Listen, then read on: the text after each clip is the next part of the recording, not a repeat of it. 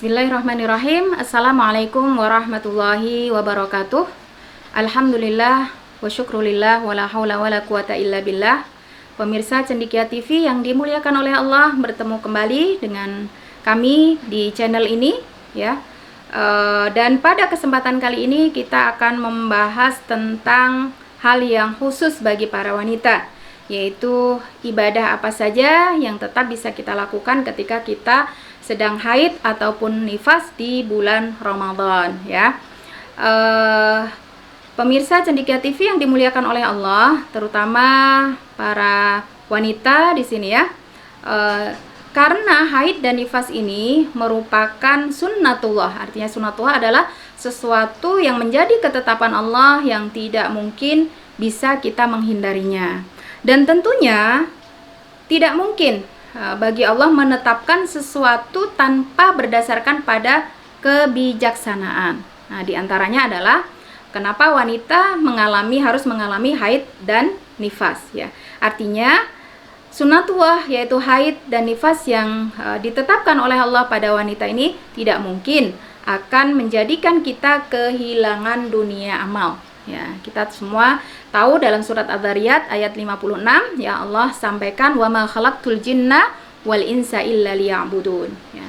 Tidaklah Allah menciptakan jin dan manusia kecuali untuk beribadah kepada Allah Subhanahu wa taala. Artinya detik demi detik dalam hidup kita, dari bangun sampai bangun kembali haruslah beribadah kepada Allah Subhanahu wa taala. Dan yang membedakan antara agama kita, yaitu agama Islam, dengan agama yang lain adalah mendefinisikan ibadah itu sendiri ya. Dimana kalau dalam agama yang lain mungkin ibadah itu dibatasi dengan tembok-tembok tempat ibadah atau dengan suasana-suasana tertentu. Akan tetapi di dalam Islam, sebagaimana disampaikan oleh Khalifah Umar bin Khattab, bahwa ibadah adalah al-ibadatul hakikiyah hiyal amalul muthmirul mufid ya. Semua aktivitas yang mendatangkan manfaat untuk diri kita atau orang lain, untuk keluarga ataupun masyarakat, untuk dunia atau untuk akhirat kita adalah bernilai ibadah. Jadi ibadah di dalam Islam itu sangat luas sekali. Maka ada ibadah yang itu masuk ke dalam kategori mahdhah ataupun ghairu mahdhah. Yang tentunya setiap masing-masing ibadah ini memiliki dasar ya. Kalau ibadah mahdhah harus al-ittiba'u kaifiyatan wa manhajan. Harus ittiba', ada mutaba'ah, baik itu dasarnya sampai pada teknis-teknisnya. Adapun untuk ibadah ghairu mahdhah ya, kaidahnya adalah al-ittiba'u manhajan la kaifiyan.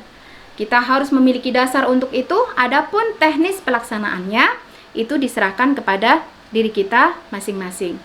Dan bagi wanita-wanita yang sedang haid ataupun nifas di bulan Ramadan, sekali lagi kita tidak perlu khawatir ya, apakah dunia ibadah bagi kita terasa sempit atau bahkan hilang ya. Dari apa yang kami jelaskan tadi ya, kita bisa mengambil kesimpulan bahwa apapun aktivitas yang kita lakukan, apabila itu ada dua syarat ibadah, yang pertama adalah ikhlas karena Allah Subhanahu wa taala, yang kedua adalah al-mutaba'ah ya, ittiba', mengikuti hukum-hukum, mengikuti cara-cara yang disampaikan di dalam Al-Qur'an atau As-Sunnah, itu bernilai ibadah.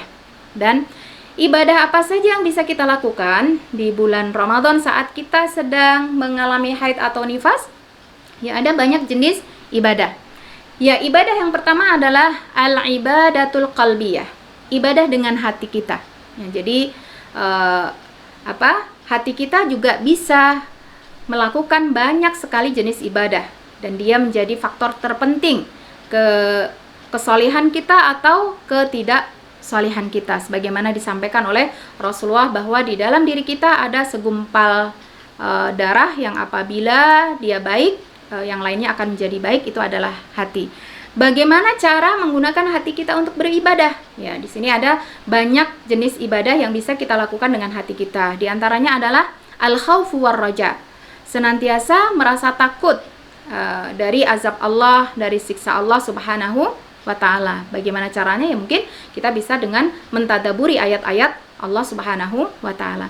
Ar-raja, ya, merasa berharap hanya kepada Allah Subhanahu wa ta'ala. Terutama di saat kondisi seperti sekarang ini, hanya Allah yang bisa kita jadikan tempat untuk berharap, ya, dan juga tempat meminta pertolongan. Nah, itu termasuk daripada ibadah hati. Termasuk ibadah hati juga adalah saat kita mencintai hanya karena Allah, ya. Kita membenci hanya karena Allah.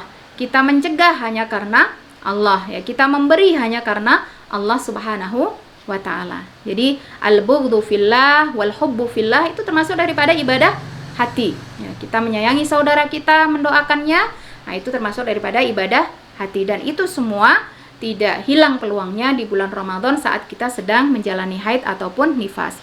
Kemudian ibadah yang kedua adalah al-ibadatul lisaniyah, ya, ibadah dengan lisan kita, ya.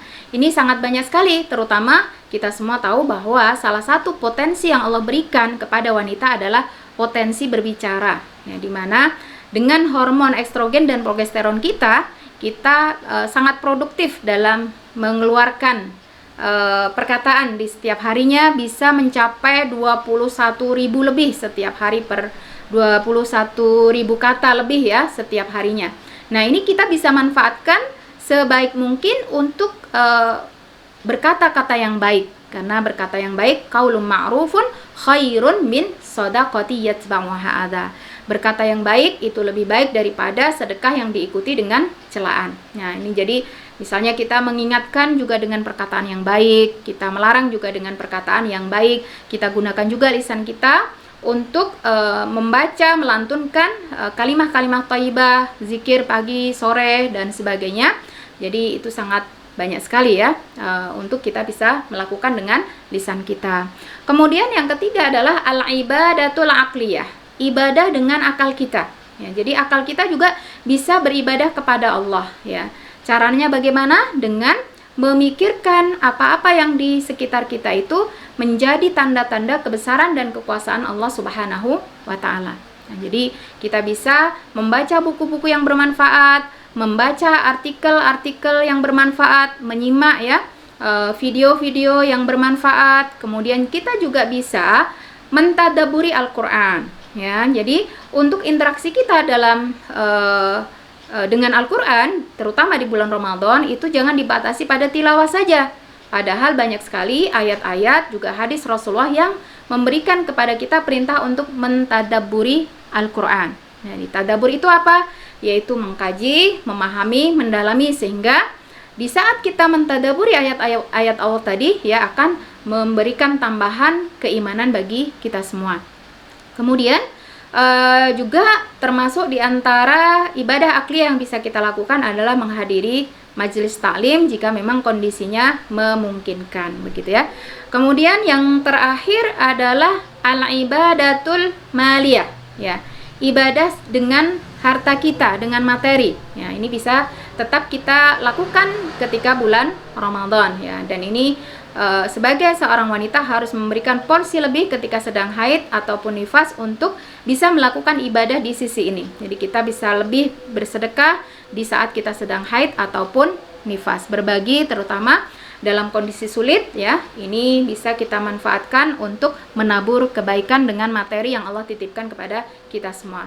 Dan yang terakhir adalah al-ibadatul jasadiyah, ya, dengan jasad kita, dengan fisik kita, ya. Meskipun tadi sudah kita sampaikan, ada sebagian ulama yang menyampaikan bahwa ibadah lisaniyah itu termasuk daripada ibadah jasadiyah, tapi ada juga yang menyendirikannya, begitu, ya. Untuk jasad kita bisa melakukan misalnya memasak, menyiapkan buka, sahur, mencuci pakaian, membersihkan rumah, semua adalah bernilai ibadah. Yang penting dari setiap aktivitas yang kita lakukan tadi, jangan lupa harus ada dua syarat. Yang pertama adalah ikhlas, dan yang kedua adalah al-mutaba'ah, ittiba Rasul sallallahu alaihi wasallam.